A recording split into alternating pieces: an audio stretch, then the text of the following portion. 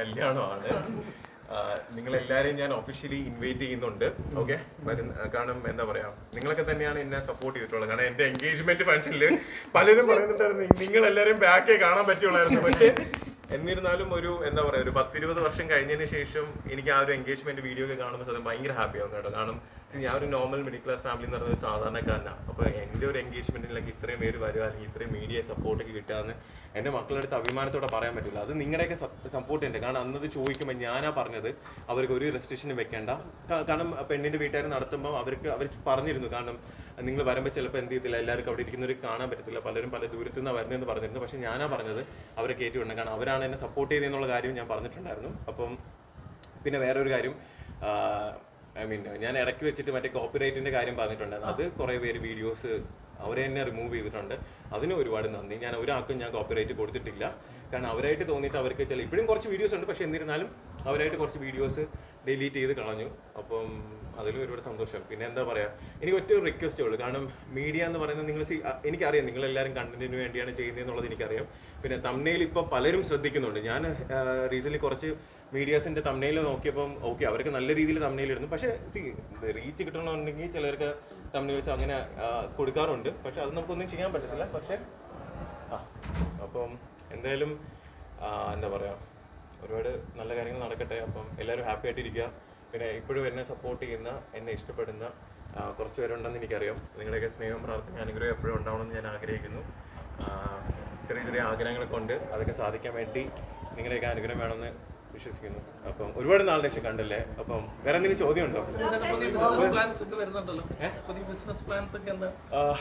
Actually golden visa കിട്ടിയായിരുന്നു. അപ്പം സാധാരണ ഈ ആൾക്കാർക്ക് ഗോൾഡൻ വിസ കൊടുക്കുമ്പോൾ അത് അവർ യൂട്ടിലൈസ് ചെയ്യാറില്ല. അപ്പം നമുക്ക് ഉള്ളൊരു സ്ഥലമാണ് UAE അല്ലെങ്കിൽ ദുബൈ ബേസ്ഡ് ആയിട്ടുള്ള സ്ഥലങ്ങളെന്ന് പറയുന്നത്. അപ്പം ഞാനത് എക്സ്പ്ലോർ ചെയ്യുന്നുണ്ട്, ഒരുപാട് കാര്യങ്ങൾ നടക്കുന്നുണ്ട്, ചെറിയ ചെറിയ ആഗ്രഹങ്ങളൊക്കെ ഓരോന്ന് സാധിച്ചു വരുന്നുണ്ട്. അപ്പോൾ അതിൻ്റെയൊക്കെ ഓരോ കൺക്ലൂഷൻ എത്തുമ്പോൾ ഞാൻ നിങ്ങളുടെ അടുത്ത് തന്നെ പറയും ഇന്ന കാരണം എൻ്റെ ഓരോ ആഗ്രഹങ്ങൾ അല്ലെങ്കിൽ എനിക്ക് ഓരോ നല്ല കാര്യങ്ങൾ നടക്കുമ്പോൾ നിങ്ങളുടെ അടുത്ത് ഷെയർ ചെയ്യണമെന്നുള്ള എൻ്റെ ഒരു ആഗ്രഹമാണ്. അത് ഞാൻ തീർച്ചയായിട്ടും ഞാനത് ചെയ്യുന്നതായിരിക്കും. ഈ നല്ല കാര്യങ്ങൾ നടക്കാൻ ദുബായ് ചൂസ് ചെയ്തതിന്റെ കാരണം?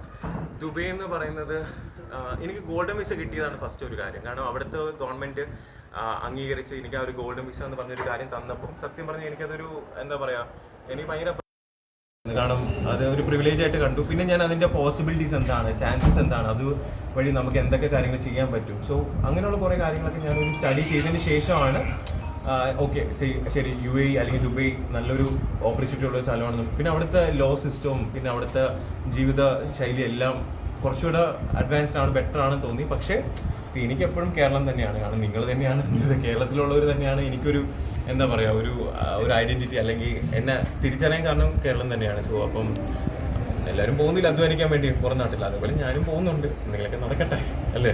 എന്തെങ്കിലും നടക്കുമ്പോൾ ഞാൻ ഉറപ്പായിട്ടും അറിയിക്കുന്നതായിരിക്കും. ഈ ദുബായിൽ പനമേര എന്താ ദുബായിൽ പനമേര എടുത്തതിന്റെ കാരണം അവിടെ നിൽക്കണേ കൊണ്ടാണ്? ഇല്ല, അതുകൊണ്ടല്ല. അവിടെ കാശ് കുറവാണ് അവിടെ മേടിക്കാൻ. ഞാൻ പറയട്ടെ, ഇപ്പം എന്താ സംഭവം എന്ന് വെച്ചാൽ ഞാൻ ഒരു നോർമൽ മിഡിൽ ക്ലാസ് ഫാമിലി എന്ന് പറയുന്ന ഒരാളാണ്. അപ്പോൾ ഒരുപാട് കാശൊന്നും എൻ്റെ കയ്യിൽ ആരും തന്നിട്ടില്ല. ഞാൻ തന്നെ സ്വന്തമായിട്ട് അധ്വാനിച്ച് ഓരോരോ കാര്യങ്ങൾ ചെയ്യുന്നത്.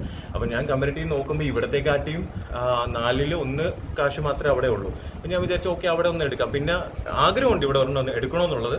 അതും എപ്പോഴെങ്കിലും സാധിക്കാൻ പറ്റട്ടെ എന്ന് ആഗ്രഹിക്കുന്നു. നടക്കട്ടെ. നിങ്ങളുടെയൊക്കെ എത്ര വർഷത്തിനുള്ളിൽ പുതിയ റോബിനെ കാണാം? എത്ര വർഷത്തിനുള്ളിൽ ബിസിനസ് ഒക്കെ ചെയ്ത് വെൽ സെറ്റിൽഡ് ആയ ഒരു റോബിനെ കാണാൻ പറ്റുന്നത്?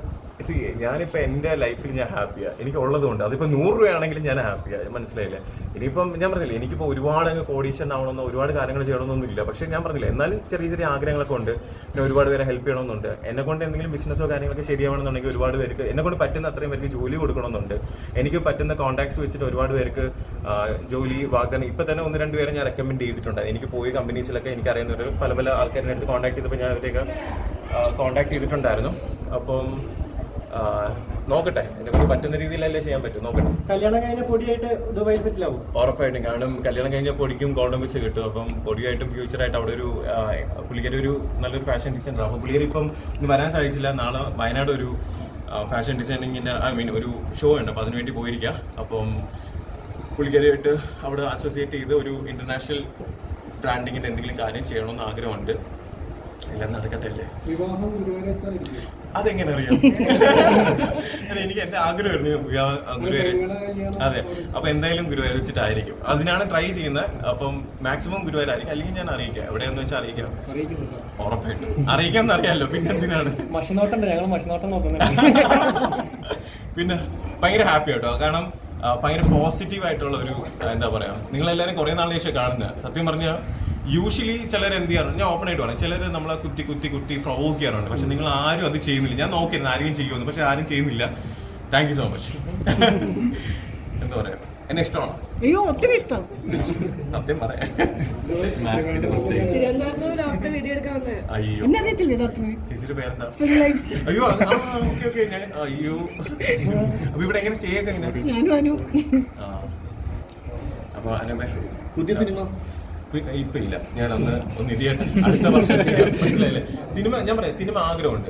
എന്നെ പോലെ ഒരു സാധാരണക്കാരൻ ഒരു സിനിമ എടുക്കാൻ പറഞ്ഞാൽ ഒരുപാട് ചലഞ്ചസ് ഫേസ് ചെയ്യേണ്ടി വരും. പക്ഷേ ഞാൻ പറഞ്ഞിട്ടുണ്ടെങ്കിൽ ഉറപ്പായിട്ടും അതിന് വേണ്ടി അധ്വാനിച്ചത് ചെയ്യാൻ വേണ്ടി എഫേർട്ട് ഇടുന്നതായിരിക്കും. ഞാൻ അത് ചെയ്യുകയും ചെയ്യും. അപ്പം എന്താ പറയാ, ഇച്ചിരി സമയം വേണം. ഇപ്പൊ പലരും പറയുന്നുണ്ട് ഞാനിപ്പോ സിനിമ ചെയ്യത്തില്ല, അവനെ കൊണ്ട് പറ്റില്ല. അതാണ് എന്റെ പ്രൊമോഷൻ. അപ്പം ഒരു സിനിമ ചെയ്യുമ്പോൾ എന്താണ് ഇവൻ ചെയ്ത എന്ന് കാണാൻ വേണ്ടി ആൾക്കാർ എന്ത് ചെയ്യും? ഓ സത്യമല്ലേ. ഒരു സിനിമയിൽ വേറൊരു മേഖലയും കൂടി നോക്കിയിരിക്കുകയാണ്. ഒരു പാട്ടൊക്കെ പാടിയിട്ടുണ്ട് പുതിയ സിനിമ. അതെ, പുള്ളിക്കാരി ആക്ച്വലി അത്യാവശ്യം പാടുന്ന. അപ്പം അങ്ങനെ ഒരു കാര്യം വന്നപ്പോൾ ഞാൻ തന്നെ പറഞ്ഞു അത് എന്തായാലും പാടണം, ട്രൈ ചെയ്ത് നോക്കണമെന്ന് പറഞ്ഞു. അപ്പം അന്ന് പുള്ളിക്കാരിയുടെ റെക്കോർഡിങ്ങിന്റെ ഭാഗമായിട്ടും എനിക്ക് പോകാൻ സാധിച്ചു. നന്നായി പാടി. പുള്ളിക്കാരിക്ക് ഞാൻ പറയില്ല, നല്ല ഫ്യൂച്ചറുള്ള എന്താ പറയുക, ഒരുപാട് ടാലന്റഡ് ആയിട്ടുള്ള പുള്ളിക്കാരിയുടെ ടാലന്റിന്റെ പകുതി പോലും എനിക്കില്ല. അപ്പം അത്രയും ടാലന്റഡ് ആയിട്ടുള്ള ഒരാളാണ്. അപ്പോൾ അത് മാക്സിമം എന്നെ കൊണ്ട് എന്തുമാത്രം പുള്ളിക്കാരെ റീച്ച് ഉണ്ടാക്കാൻ പറ്റും, അല്ലെങ്കിൽ റീച്ചിൽ ഹൈറ്റിൽ എത്താൻ പറ്റുമോ അതെല്ലാം മാക്സിമം എന്നെ കൊണ്ട് പറ്റുന്നതെല്ലാം ഞാൻ ചെയ്യും, സപ്പോർട്ട് ചെയ്യും.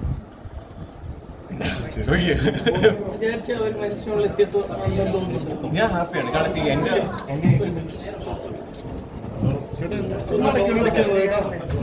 ചേട്ടാ ഒരു പ്രസ് മീറ്റ് എടുക്കാണ്.